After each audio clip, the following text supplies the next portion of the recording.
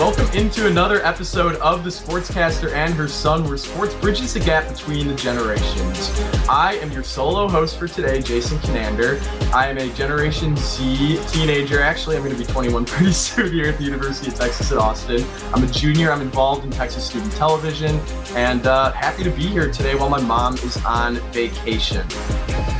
So we're going to reset from the top here, and we're going to talk about the Chicago White Sox. They have been a big subject of conversation in Chicago sports, big subject of scrutiny, rightfully so. And we are going to recap their year because, spoiler alert, it did not go well. I'm just going to start off by saying this. I have watched the White Sox since 2012. I was in fourth grade. They went 83 and 79. Missed the playoffs by 3 games last week of the season, but they were in first place for the majority of the year. I didn't think it could really get any worse than that. I saw a bunch of losing seasons that followed, but then 2020 came, playoffs, 2021 last year was a good year, but it was really unfulfilling because we knew that this team was capable of more. Keyword, we knew. Turns out we didn't know because the 2022 White Sox were an absolute disaster in every which way from the very beginning of the season. This team did not work out. And it became apparent early. People like myself rejected the idea that this team wasn't going to work out. We rejected the idea that the players, weren't clicking, that they weren't hustling. We rejected the idea, especially that the players weren't as good as we thought they were. And then it got towards the end of the season, and these things became so apparent that when Tony La Russa left and Miguel Cairo came in, the White Sox immediately played better, immediately. And then when La Russa came back to visit the team, they lost the next 2 games. Coincidence? Maybe.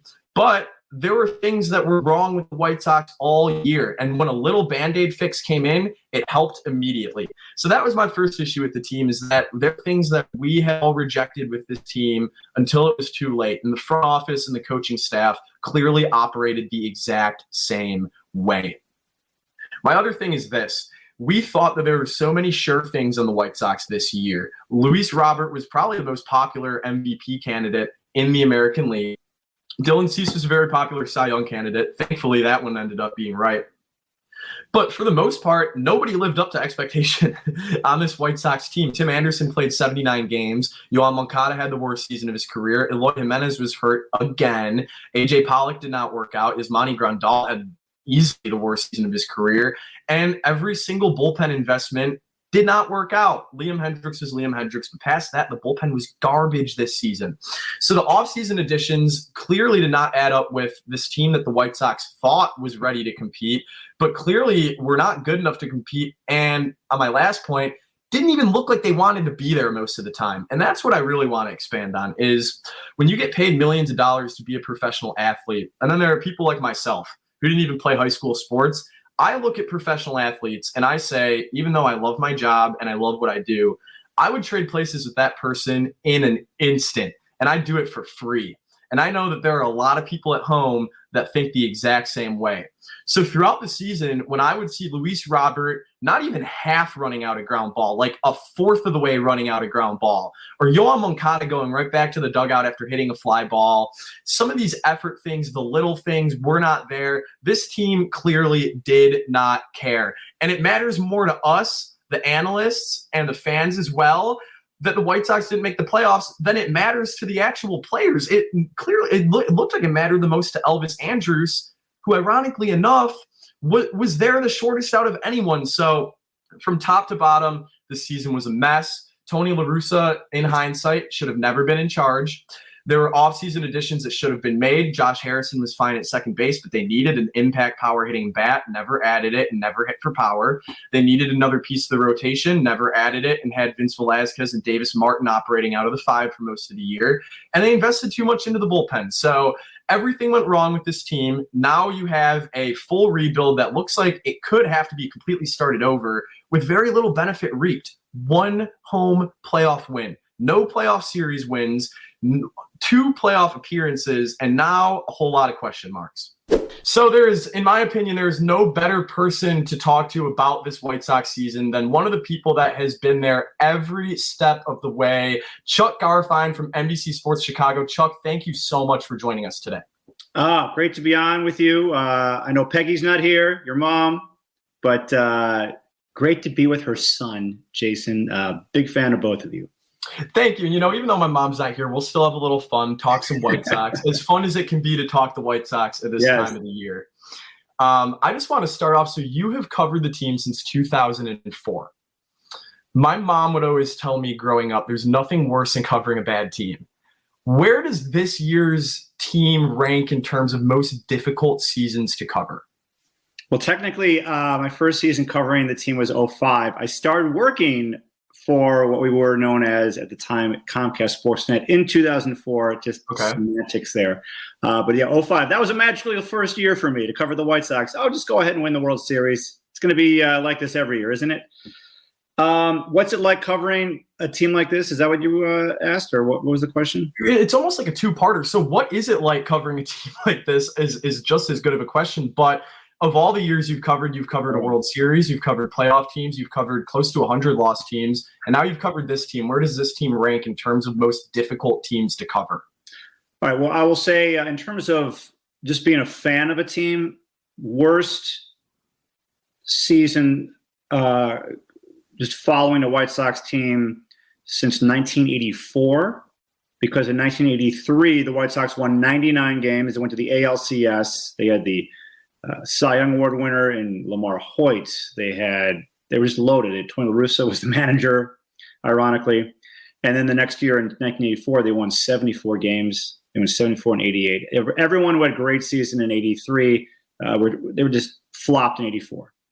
In terms of covering the White Sox, this is the worst season since 2007. 05, they won the World Series. 06, they had a great first half. They ended up winning 90 games. If they had the current wild card system in place, I'm pretty sure they would have made the wild card, but they didn't. So they missed the playoffs. And then in 07, with essentially the same team, they won 72 games. They won 72 and 90. So the highs of 05 and even 06, they just fell flat on their faces in 07. So I would say that's probably the comparison. Not everyone was picking the White Sox to win the division in 07 because there was a lot of competition from the Indians and the Twins. But this year it was just they were the runaway favorites. No team was going to touch them. And this has been a disaster. Really a disaster for when you look at the expectations and where things have lined up. Yeah, and the expectations and where things have lined up is the biggest thing, I think, for everyone, because when you look at the team, they're going to finish right around 500. For most teams, it's not that bad of a year, but when you look at the division, you look at the roster coming in, what they had done the past 2 years, it's completely unacceptable. So there's so much to unpack from this season, so many different storylines, La Russa and then Miguel Cairo, and then the players being hurt and what have you. But if you were to summarize sort of briefly, what is the main reason why the 2020 White Sox didn't work? Main reason. I mean, we've been just talking this over constantly for the last several months now. What's going on with this team? What is wrong with it? And to choose one thing would be wrong because it doesn't tell the whole story. It's managing, it's coaching, it's the players, it's the offense, it's leadership. It's I mean, really from A to Z, it really is. But if I was to say, the biggest thing, just from a statistical standpoint, the biggest things have been this.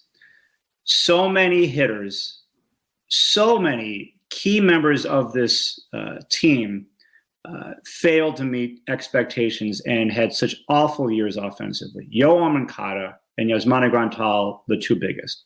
Luis Robert, 2 RBIs in the second half. This is a guy who should be contending for an MVP. He was hurt a lot. He's going to play less than 100 games. Tim Anderson, less than 100 games. He's going to play less than half the season. Okay. And even when he was in, he had a good batting average, but he wasn't the Tim Anderson that we've seen in the past. He only had 25 RBIs. You don't expect a lot of RBIs from the leadoff position, but he wasn't like taking over games too much. He had a big home run in New York against the Yankees, but he wasn't really having those Tim Anderson seasons we've seen in the past. Jose Abreu has half the amount of home runs that he had last year. So it's really everything. Everything went to SHIT. I mean, I'm just being honest. That's yeah. And before we get more into the coaching and the manager spot, because that's really the hottest news ever since they have been eliminated from the playoffs, I want to elaborate more on the players, because going into this year, the biggest thing that this White Sox team had was a great core. And there were a lot of guys that I think the fans and the analysts thought were sure things. Luis Robert, Yasmani Grandal was off a strong season. Jose Abreu didn't necessarily have a bad season, but like you said, the guys didn't live up to expectations. So when you look at the way the roster will be constructed for next season, some of the guys that didn't live up to expectations, Yoan Moncada, Yasmani Grandal, which of those guys do you think are in jeopardy of not being on the team next year? Could be traded, could be non-tendered. What do you think the lack of performance from some of these guys, what do you think that impact is going to have on their status in the roster? That is a great question. That is a question that will be answered at some point. It really is going to depend on how much they're willing to blow it up. What would I do? I'd blow it up. And when I say blow it up, I'm not saying like trade everybody. They need to make some changes. They have to decide who on this team fits. And not just on the field, off the field, in the clubhouse. Who is a fit? Who's not a fit. And to make some of these moves, they're going to be costly financially, because I've listed two names, Moncada and Grandal. Those are not easily movable parts. They're coming off their worst seasons in their careers, and they have high price tags. So the White Sox have to make a decision. Are they willing, if they decide to cut loose with either of these guys or both of them, how much are they willing to do that? Or do they believe in those two guys having rebound seasons? So it's going to be a very interesting offseason. Clearly, this didn't work. They won 93 games last year with roughly the same roster. Do you believe in everyone in that room to turn it around? I don't feel it. So the Sox have to make that call and what they decide to do. And the guy who's been in that room the longest is Jose Abreu. And he has been the subject of a lot of – there's going to be this roster crunch where Andrew Vaughn, he's been too valuable to keep out of the lineup, but the glove in the outfield, it's just clear that he's not an outfielder. Abreu's production's been good, but it starts to dip. Where does Jose Abreu fall in that discussion? Do you think he'll be in a White Sox uniform next year? And there's another piece to this whole puzzle. How does this all fit together? This is not a complete roster. And I think the feeling going in was, well, yeah, we have some guys playing out of position, like Sheets, like Vaughn. We have Eloy Jimenez in left. I think the feeling was, we're going to score enough runs to make up for our defensive efficiencies. We're going to hit enough home runs to make up for where we're lacking in other places. But when that didn't happen, they didn't score enough runs, they didn't hit enough home runs, you got a team with, despite a roster filled with talent, is roughly a 500 team. Yeah. So it's a tough call. I could see it going both ways. They keep him and they figure this out again with Andrew Vaughn, or they don't keep him. You put Andrew Vaughn at first. Because the other thing is you have Eloy Jimenez. Is he a full-time DH? If you ask me, yes. So if he's a full-time DH, you've got Yasmani Grandal on the team, and he's a catcher/DH, right? They like to use him in the DH spot. Eloy Jimenez is going to take up all those DH spots. And if you have Jose Abreu at his age, he's going to need, you have to expect, where's this trending for Abreu? Who is he going to be as a hitter next year? And you're going to play him all these games at first base. Like Miguel Cairo has been starting Eloy Jimenez every single day at DH except for one day. He gave him a day off, and he gave Abreu a day off because Abreu needed it because he'd played first base every day because Jimenez was playing DH every day. This is a Rubik's Cube that they got to figure out. And the growing question is, who's going to be the one solving that Rubik's Cube? Because the narrative has kind of shifted from this is all on the manager, and now that and we'll get into this in a minute, that doesn't look like La Russa is going to be back. The narrative is kind of shifted to, no, it's not good enough if just the manager's gone. A lot of fans want House to be clear. They want Kenny Williams gone, Rick Hahn, all these guys that have been making decisions. Do you see that as likely? Because, I mean, you have followed the White Sox, covered the White Sox longer than I have even known about baseball. And in your time covering a Jerry Reinsdorf team, do you think that them clearing House is realistic? I mean, I don't know. I can't say realistic because since I've been covering this team, Kenny Williams and Rick Hahn have been there. Yeah. And so other teams would have, with other owners, they would have cleaned house months ago, rightly or wrongly, because sometimes they clean house and it gets worse or it doesn't get better.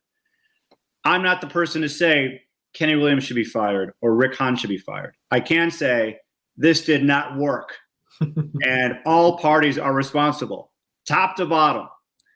I don't know what's going to happen. And we could be sitting here in a year from now, and those two could still be in their chairs, and this team could be trending back in the right direction. I'd like to think that this front office learned a whole lot about this team in the last, not just this year, but last year. I mean, there were signs last year that I saw that this team, despite winning 93 games, had issues that needed to be addressed.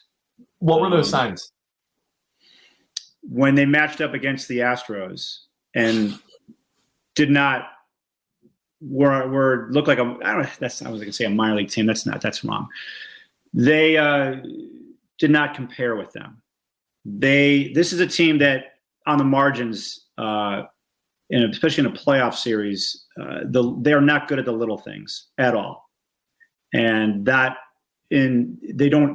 not great with execution. If they hit home runs, like last year, they're winning the game. Don't hit home runs, they're not winning the game.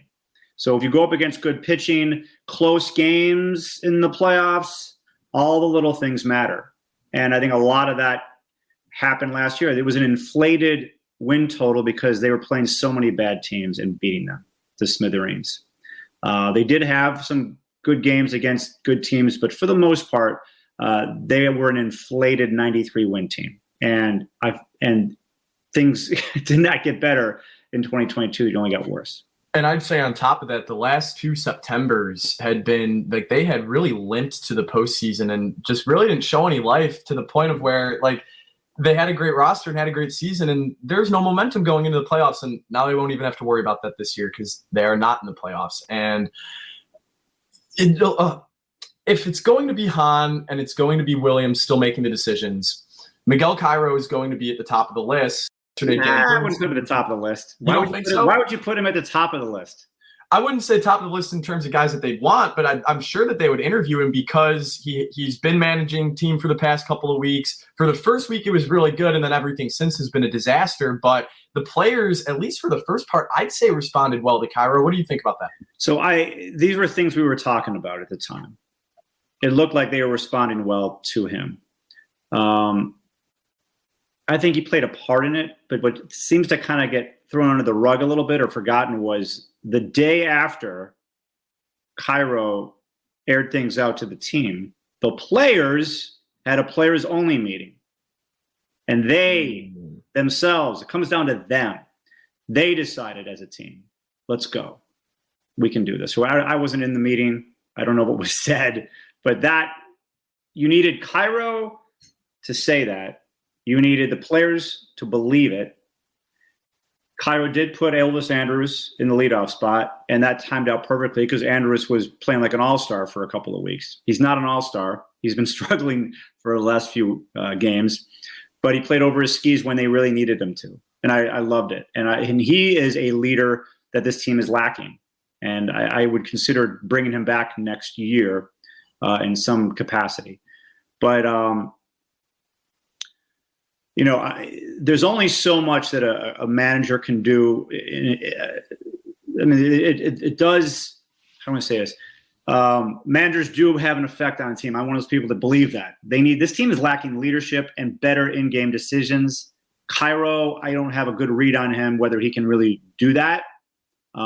If this team wants to contend next year, in my opinion, they need to get someone who's a better fit for where this team needs to go. And I'm not sure Cairo, with no managing experience other than right now, is the answer if they want to contend next year.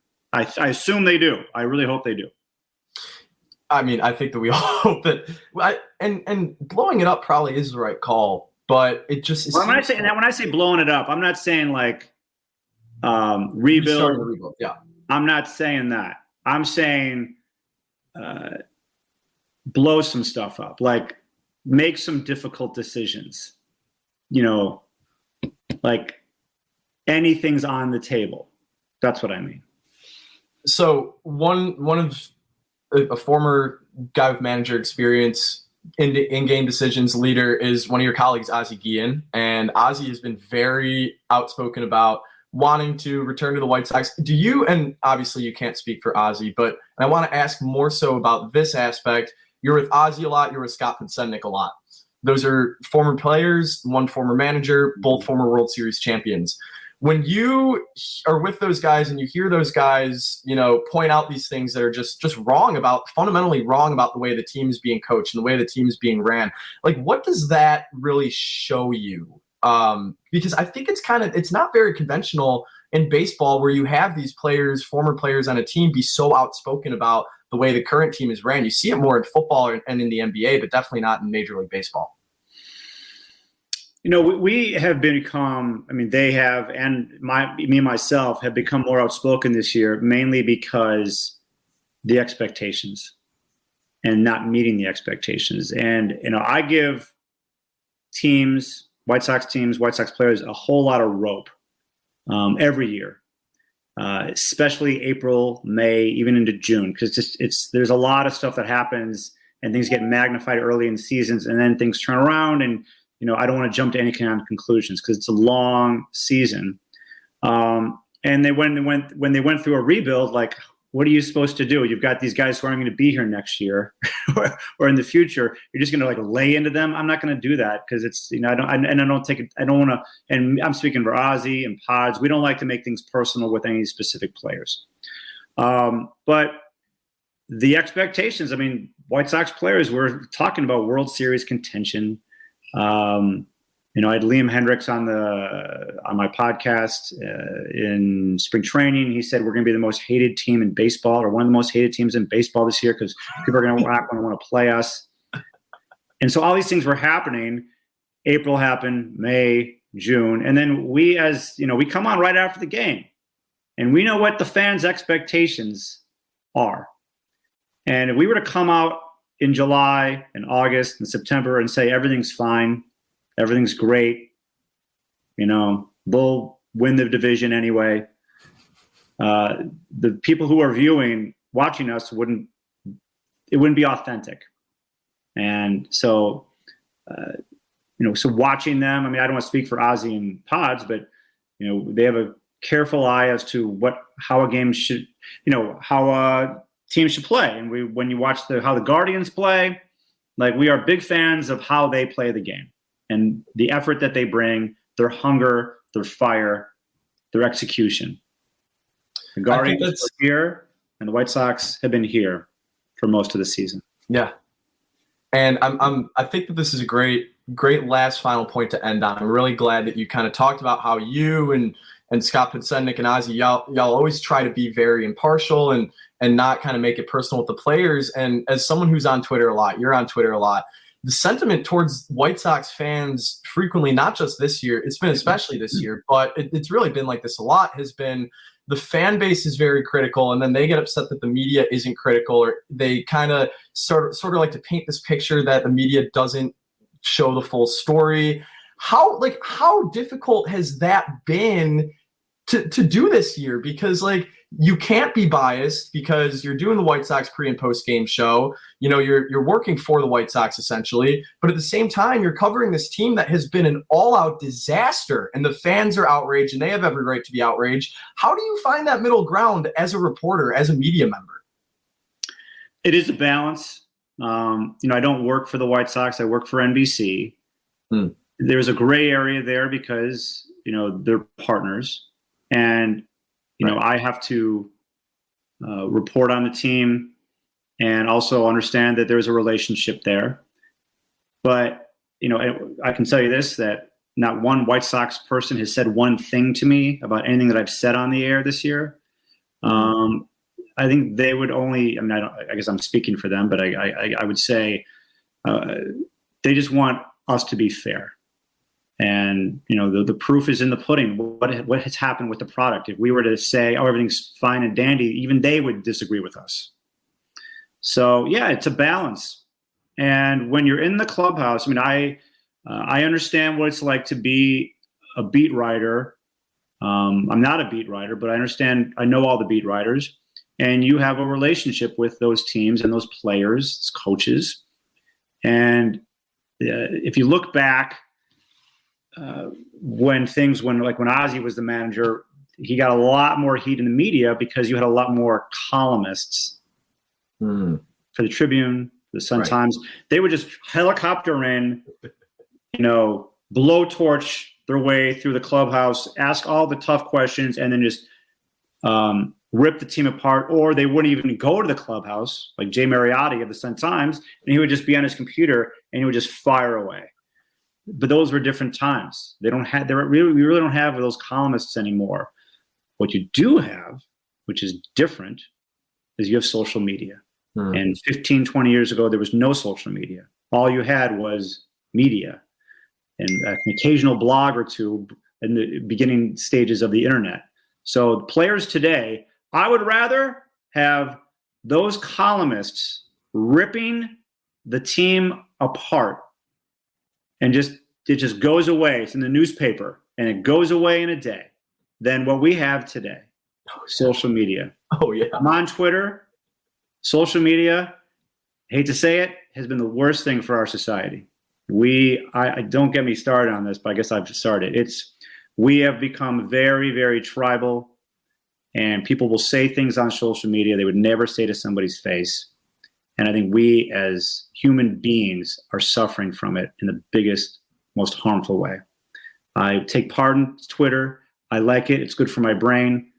It's also awful for my brain and all of you who are listening to this. It's just it's changing the chemical, the bounces of our brains going on social media and these phones. I wish I harkened back to 2005 when we just had newspapers and we didn't have access to information 24 hours a day. You woke up, you read the newspaper, and you did other stuff in your day, and we're not completely consumed with news 24 hours a day, 365 days a week. It's not healthy.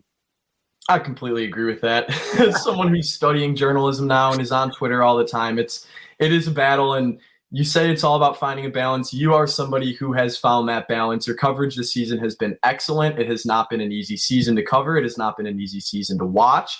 It's almost over, and it'll be interesting to see where we are at this point next year. But thank you very much for coming on and for talking some White Sox with us.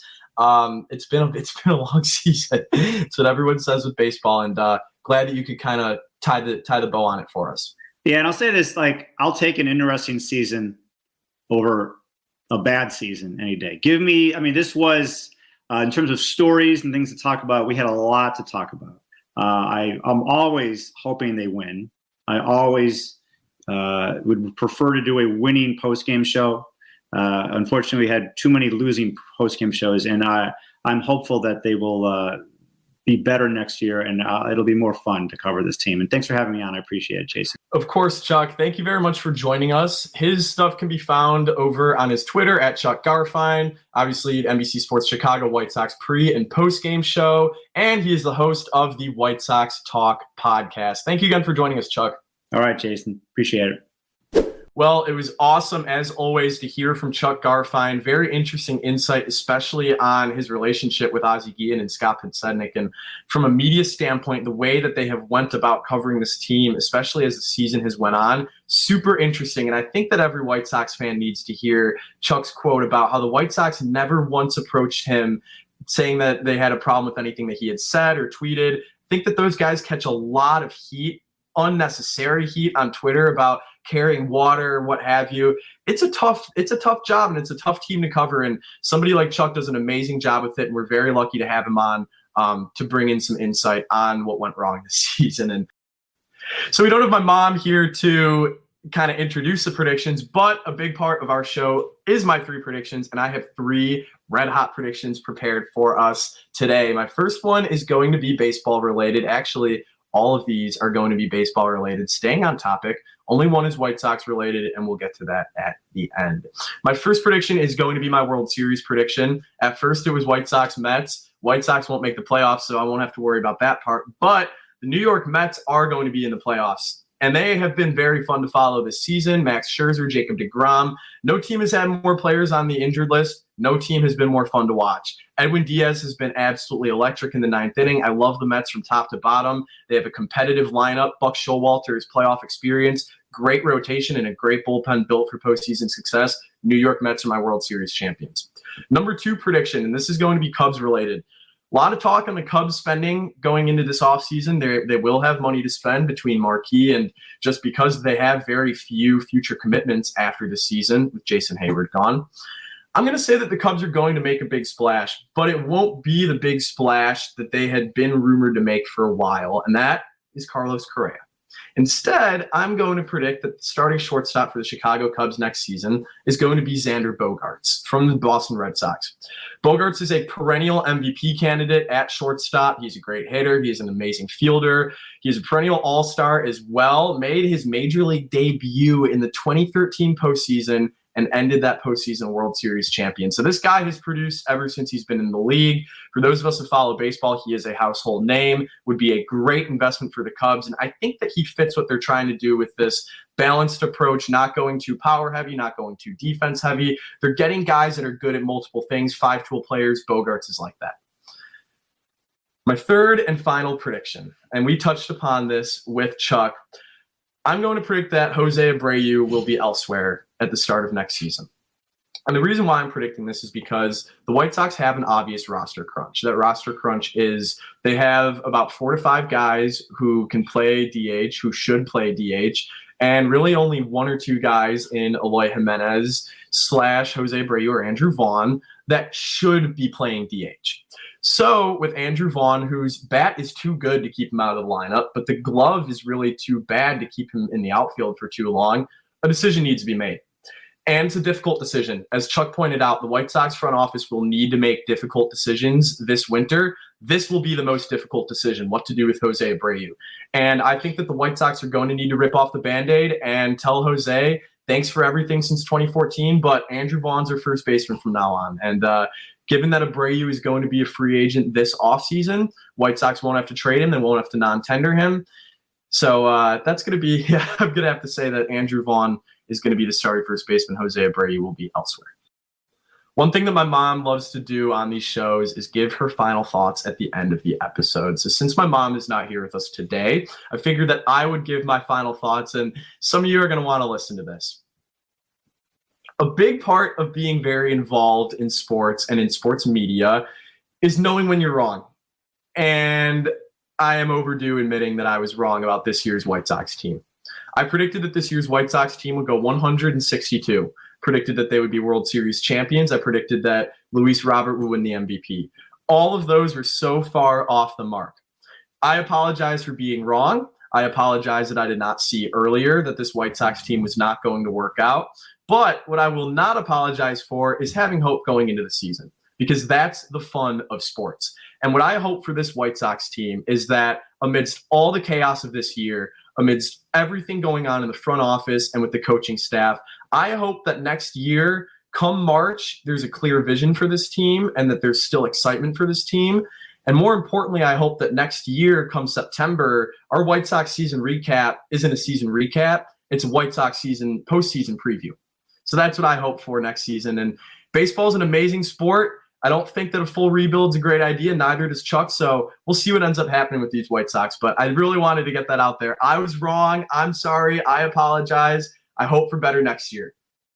Couple thank yous to run through before y'all leave us for this episode. First and foremost, I would like to thank ESPN Chicago for having our show on their app. It's awesome getting to be affiliated with them, have our show on the app. It's such a cool place to listen. The primary place to find the sportscaster and her son. Big thank you to them. In that, I would also like to thank our producer, Jake Cantu. Does an awesome job of editing the shows, works with my mom every single week. So we really appreciate the work that he does for us. And lastly, I would like to thank you. I'd like to thank our followers and subscribers for giving me this platform, for letting me do solo shows, and letting me talk about my passion, which is White Sox baseball.